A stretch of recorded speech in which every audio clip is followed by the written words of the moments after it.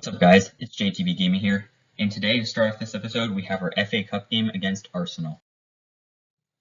This is the formation we will be using for this game. It's a 4-1-2-1-2 wide. The strength of this formation is its ability to counterattack, and that is how I plan to approach this game.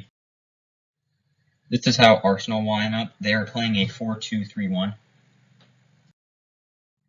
And now we kick off the game at home versus Arsenal.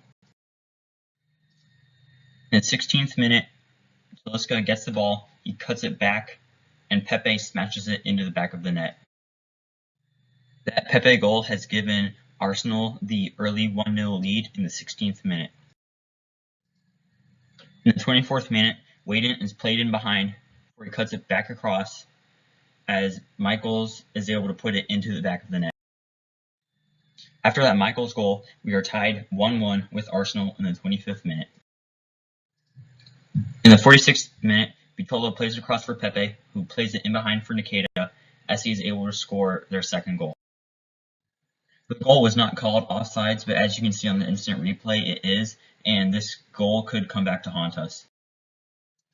At full time, it is Arsenal 2, Cambridge United 1. Looking at the match facts after the game, we definitely did not deserve to win, as they had many more shots on target. They had a lot more possession, they had more tackles, they had a much higher pass accuracy, so we got the result that we deserved. Looking at the youth academy, I decided to send all of our scouts out for 6 months. I sent one to Portugal just to find some attackers, one to Italy just to find some defenders, and another one to Spain just to find some strong players. At the end of the season, we have managed to get into a playoff spot as we sneak into the 6th spot. That means in the playoffs, we will be facing West Brom. This is how I will be lining up the team during the playoffs. It's a 4-4-2, and we will be playing very direct, as I want to take advantage of our physically gifted strikers. This is the trophy that we are playing for. We want to be playing in the final against either Brentford or Bristol City on Sunday, June 5th. We are about to kick off against West Brom, but first let's take a look at the lineups. West Brom will be playing a 4-2-3-1, with their main danger man being Mason Greenwood, the Manchester United striker, as he is playing up top for them. We will be playing that 4-4-2, but we do have to watch out as Omergic, Bessie, and Banku all have yellow cards, so if they get a yellow card, they will not be available for the next match. We now kick off the game against West Brom in the championship playoffs. Looking at the match facts at halftime, we have had more shots and more shots on target than them. We just have not been able to convert any of our chances. In the 76th minute, their defensive mid sends Murray the wrong way as he plays it into Greenwood, who smashes it upper 90. That Greenwood goal has given West Brom the 1-0 lead late in the game. Just a little bit later, Greenwood whips it into the box. It's headed, Banku blocks it, but he's not able to block the second effort. That second West Brom goal has given them the 2-0 lead very, very late into the game. At full time, it is a 2-0 West Brom win. That means we have a giant hole to climb out of in the second leg. Looking at the match facts, the second half was definitely all West Brom, as they scored 2 goals and we did not even register a single shot.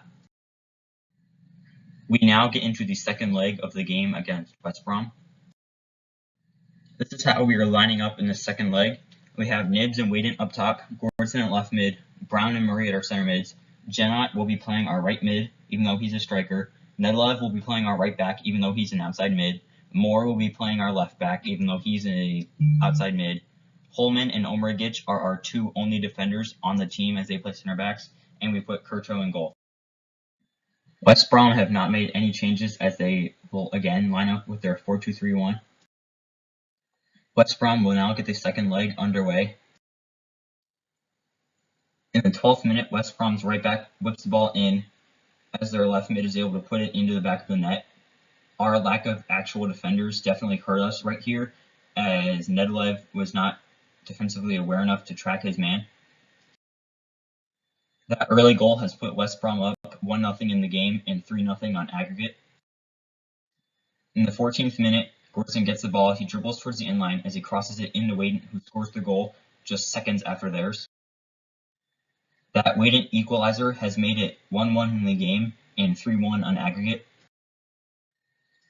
In the 28th minute, Brown plays Waden, who plays Gordson in behind, as their defender misses and Gordson is able to get a clean shot off and he expertly puts it into the back of the net.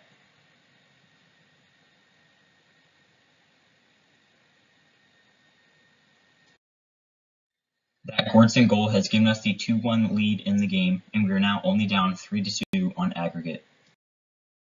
At halftime, the aggregate score is 3-2, which is exactly where we want to be, and this game has been a very even game, so hopefully in the second half we will be able to put this game away. In the 47th minute, Brown turns his defender, gets free, shoots, and scores. That Brown goal has made it 3-1 in the game and 3-3 on aggregate. In the 70th minute, Omarigic goes in for the slide tackle late, and he gets a red, putting us down to 10 men. In the 80th minute, their left winger gets the ball as he whips it into Greenwood, who is free in the box as he heads the ball home. That Greenwood goal would be the winning goal as we go on to lose to West Brom in the championship playoffs 4-3. We may have won this game, but we definitely did not deserve to win the tie. But we were much better in this game, which is something to improve on. So in the end, we did lose to West Brom, and Brentford went on to beat Bristol City, so it will be Brentford and West Brom playing in the playoff final. Looking now at the league, we finished in 6th place. We won 25 games, we drew 6 games, and we lost 15. We scored 69 goals, and we only allowed 52, as we had a 17-goal difference, which was the lowest of the top 7 teams. Looking at the top scorers, Gordson finished in 6th with 21 goals in 45 games. Looking at assists, Brown had 7 in 45 games, Gordson had 7 in 45 games as well, and Schwab had 6 in 42 games. Looking now at clean sheets, Curto finished with 8 in 33 games. And our youth team goalkeeper Gillespie was able to finish with 4 in 14 games. Looking at yellow cards, Waden had 7 in 45 games, and Holman had 6 in 42 games. For red cards, Schwab had 1 in 42 games. Looking now at the statistics for the whole entire season and all competitions, Waden, Brown, and Gordson all appeared in 58 games, Bessie appeared in 56 games, Holman in 55, Banku in 54, Schwab in 53, Omargic in 51, Curto in 43, and Jenot in 43.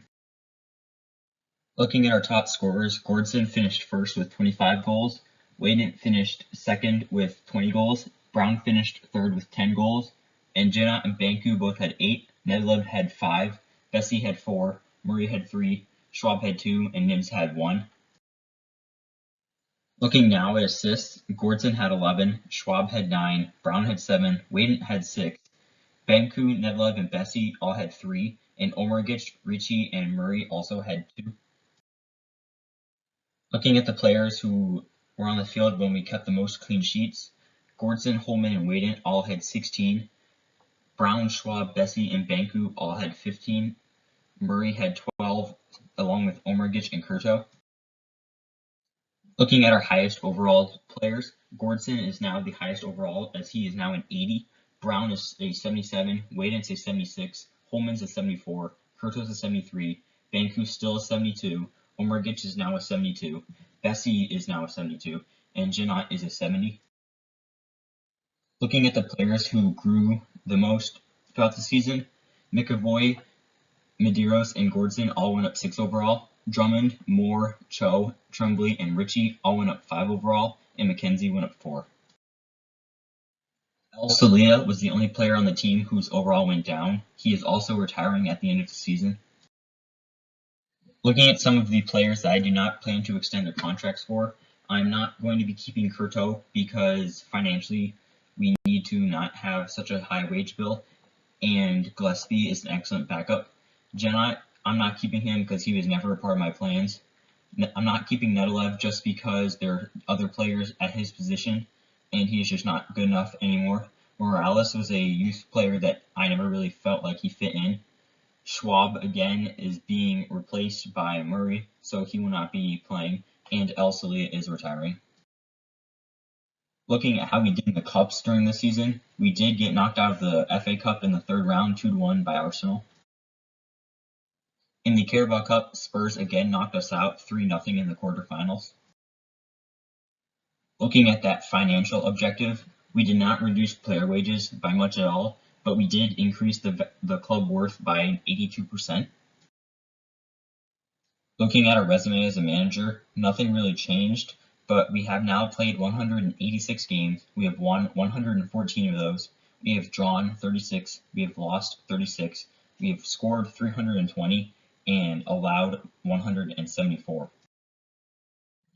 Looking specifically at the season, the club wanted us to finish mid-table, and we were able to finish in 6th. The club wanted us to reach the round of 32 stage, but for the third year in a row, we were knocked out in the third round. We were knocked out of the Carabao Cup in the quarterfinals. We were able to finish in 6th in the league, and we did win Manager of the Month. Our record transfer fee that we paid, we did not have one as we did not purchase any players this season. The record transfer fee that we received was for Wade, and that was $1.85 million. This season, we played 59 games. We won 31, we drew 8, and we lost 20. We scored 91 goals, and we allowed 66. This season, we were able to have a $29.18 million profit, as our club is now worth $42.5 million with a projection of over $66 million. I hope you all enjoy this episode, and it's JTB Gaming, signing off.